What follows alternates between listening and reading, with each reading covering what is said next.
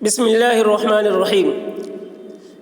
میرے دوستو، یہ اذکار مسنونہ کا دوسرا پارٹ ہے، تو اس کو بھی دھیان سے سنیے، دیکھیے اور یاد کیجیے، اور ان دعاؤں کو اپنی زندگی کا معمول بنائیے۔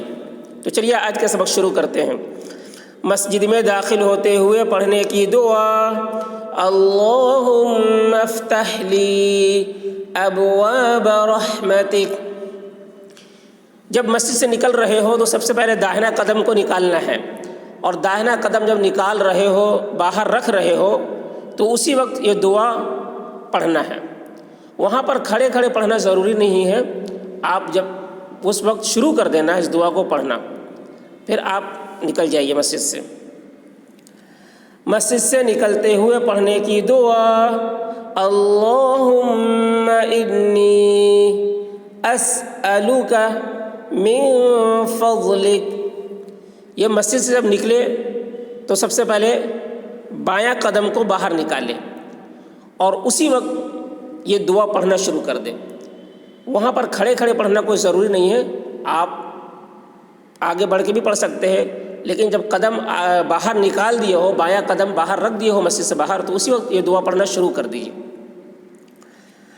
اذان کے بعد کی دعا بعد درود پاک: اللہم رب هذه الدعوة التامة والصلاة القائمة آت محمدا الوسيلة والفضيلة وابعثه مقاما محمودا الذي وعدته انک لا تخلف المیعاد۔ یہ اذان کے بعد کی دعا ہے۔ جب اذان ہو رہی ہو تو اذان کے ساتھ ساتھ میں اذان کا جواب بھی دینا چاہیے، جس طرح اذان کو دہرانا چاہیے۔ جب اذان ختم ہو جائے تو اس کے بعد درود شریف پڑھنا چاہیے، اس کے بعد اس دعا کو پڑھنا چاہیے۔ دودھ و چائے پینے کے بعد کی دعا: اللہم بارک لنا فیہ وزدنا منہ۔ دودھ پی رہے ہو یا چائے پی رہے ہو، اس کے بعد یہ دعا پڑھنا ہے۔ صبح شام کی دعا ہر ضرر سے بچنے کے لیے: بسم اللہ الذی لا یضر مع اسمہ شیء فی الارض ولا فی السماء وہو السمیع العلیم۔ صبح و شام 3 مرتبہ پڑھیں اس دعا کو۔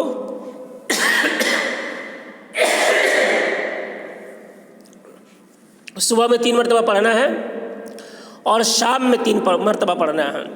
اس دعا کو پڑھنے سے فائدہ یہ ہوگا کہ ہر ضرر نقصان دہ چیز سے آپ کی حفاظت ہوگی۔ تو صبح شام 3 مرتبہ پڑھنے کا معمول بنانا چاہیے اس دعا کو۔ صبح شام کی دعا زہریلے جانور سے حفاظت کے لیے 3 مرتبہ پڑھیں: اعوذ بکلمات اللہ التامات من شر ما خلق۔ یہ بھی دعا صبح اور شام 3 مرتبہ پڑھنا ہے۔ اس کو پڑھنے سے فائدہ یہ ہوگا کہ زہریلے جانور سے حفاظت ہوگی۔ تو اس دعا کو پڑھنے کا بھی معمول بنانا چاہیے صبح شام۔ صبح شام فجر کی نماز کے بعد پڑھیے، شام میں مغرب کی نماز کے بعد پڑھیے۔ صبح و شام کی دعا قیامت کے دن اللہ کی رضا کے لیے 3 مرتبہ پڑھیں: رضیت باللہ ربا وبالاسلام دینا وبمحمد نبیا۔ یہ دعا بھی صبح و شام کی دعا ہے۔ اس دعا کو صبح شام اگر 3 مرتبہ پڑھیں گے تو اس سے فائدہ یہ ہوگا کہ قیامت کے دن اللہ کی رضا حاصل ہوگی۔ تو اس دعا کو بھی صبح شام پڑھنے کا معمول بنانا چاہیے۔ سفر میں نکلنے کی دعا: اللہم انت الصاحب فی السفر والخلیفۃ فی الاہل۔ سفر میں جب نکل رہے ہو تو اس وقت یہ دعا پڑھیے: کسی منزل پر اتر کر پڑھنے کی دعا، اعوذ بکلمات اللہ التامات من شر ما خلق، سفر سے واپسی کی دعا، آئبون تائبون عابدون لربنا حامدون، کسی کو رخصت کرنے کی دعا، استودع اللہ دینک وامانتک وآخر عملک، جب کسی کو رخصت کر رہے ہو تو اس وقت اس کو یہ دعا دینا چاہیے، اس دعا کے ساتھ رخصت کرنا چاہیے۔